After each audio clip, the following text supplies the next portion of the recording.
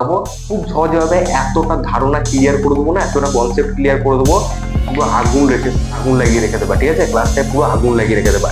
ভিডিওটা যারা দেখছো এখনই স্টপ করে ওই সূত্র 3 থেকে দেখানোর পর স্টপ করে তোমরা খাতার মধ্যে সঙ্গে সঙ্গে নিজে লিখে দিতে পারবা, ক্লাস ভর্তি স্টুডেন্টকে নিজেই বুঝিয়ে দিতে পারবা।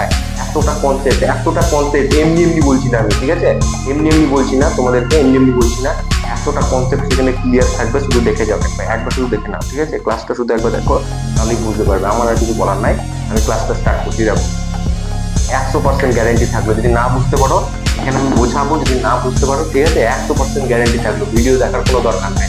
100% ফুল ফুল 200 বলবো, 200% গ্যারেন্টি দেবো, তো 200% গ্যারেন্টি এখানে আমি লিখে রাখলাম। ঠিক আছে, যদি না বুঝতে পারো না, আমাকে কমেন্ট বক্সে লিখে যেও স্যার কিছু বুঝতে পারিনি, আমি ফালতু বকেছেন, ডায়লগ মেরেছেন, ডায়লগ, ঠিক আছে, এই কথাগুলো লিখে যেও। ঠিক আছে, উল্টো পাল্টা লিখে যেও, ঠিক আছে, কমেন্ট বক্সে উল্টো পাল্টা লিখে।